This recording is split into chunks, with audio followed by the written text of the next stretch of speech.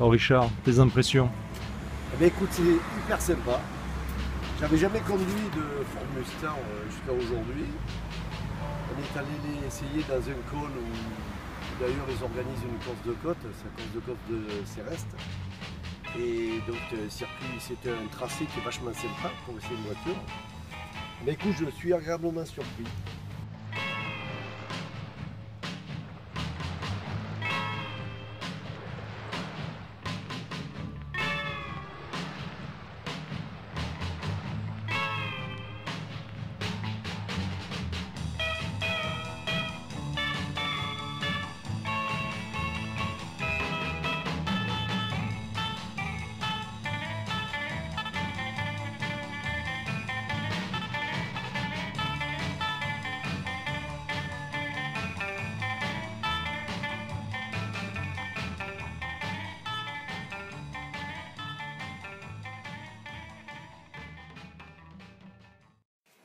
Richard, tu retournes de ton essai de la Mustang Bullitt. Est-ce que tu peux nous dire ce que tu en penses?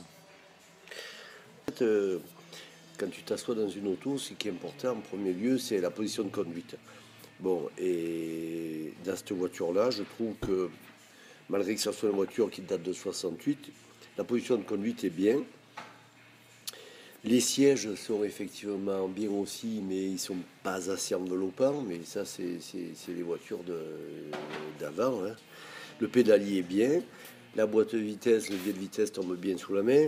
Donc on est assez bien pour démarrer, pour conduire. On est assez bien installé.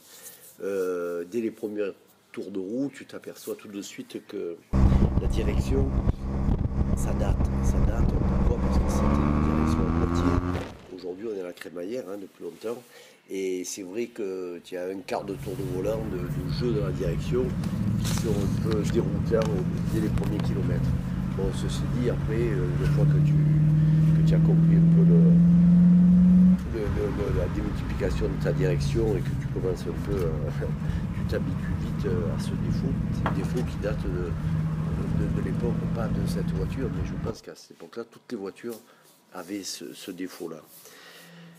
Ensuite, bon, c'est vrai qu'une fois que tu as mis la voiture en marche, il y a des côtés sympas qui arrivent. C'est déjà le bruit du moteur, parce que le moteur, un V8 comme ça fait un bruit, c'est vachement agréable, tu l'as vu. Et ensuite, c'est un moteur qui a beaucoup de couple, et tu n'as pas besoin de tirer sur les rapports. Tu peux rouler sur un filet de gaz. En quatrième, tu as vu, à 2000 tours, on accélère, paf, la voiture, elle démarre. Ça, c'est vachement agréable. La boîte de vitesse est bien ici. Sur cette voiture-là, il y a une boîte mécanique. Les rapports sont pas très longs, je trouve. En quatrième, tu as vu, on est déjà assez haut en tour. Mais bon, c'est sympa parce que effectivement, tu n'as pas besoin de tirer, tu montes tes rapports, c'est bien. Donc c'est sympa. Alors après, dans les choses qui datent, comme la direction, on va dire que le freinage, c'est pareil, quoi. On était à l'époque où il n'y avait pas les freins assistés. Et il faut appuyer fort sur la pédale pour que ça freine. Mais bon, une fois que tu as appuyé fort sur la pédale et que tu t'es habitué à ça aussi, ça freine bien. Donc c'est surtout une question d'adaptation au pilotage de la voiture. Et là, tu peux en profiter d'une manière, tu te régales quoi, à la conduire, la voiture. Son encombrement,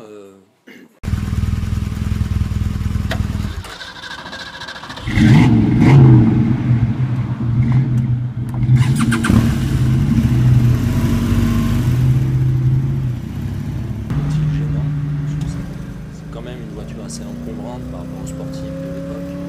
Ouais, tu compares ça au Porsche de l'époque, au Ferrari, au Jaguar. C'est vrai qu'elle paraît encombrante, mais en fait, finalement, elle n'est pas très lourde. Cette voiture, elle n'est pas très lourde. Je ne sais pas combien elle pèse, mais elle n'est pas lourde. Et finalement, moi, je la trouve assez agile. Une fois que tu as réussi à zapper le problème de direction, tout ça, tu arrives à faire un peu ce que tu veux la voiture. Une fois que la voiture elle est en appui sur son train avant, elle engage. Après, si elle déborde un peu du train arrière, tu as vu sur virage, tu arrives à entretenir la glisse facilement. Moi, je ne trouve pas que l'encombrement soit un défaut, quoi, tu vois. C'est pas gênant. Bon, après, peut-être que sur de petites routes, ça peut être gênant, mais là, en l'occurrence, sur le tracé qu'on a fait ensemble, tu as vu, il n'y a pas de problème. Et par rapport à sa rusticité, notamment sa suspension à issue rigide, ressort à lame à l'arrière, est-ce que ça t'a posé un problème quelconque? Sur la route où on a fait l'essai, c'est une route qui est bien goudronnée, il n'y a pas trop de bosses, il y a peu de dénivellation et tout, donc j'ai pas ressenti un gros problème par rapport à ça, par rapport à la suspension, parce que dès l'instant où une route est bien faite, et comme sur un circuit où le revêtement est bien, les défauts, tu ne les ressens pas trop. On va dire qu'elle manque de motricité, ça c'est aussi un défaut de la voiture.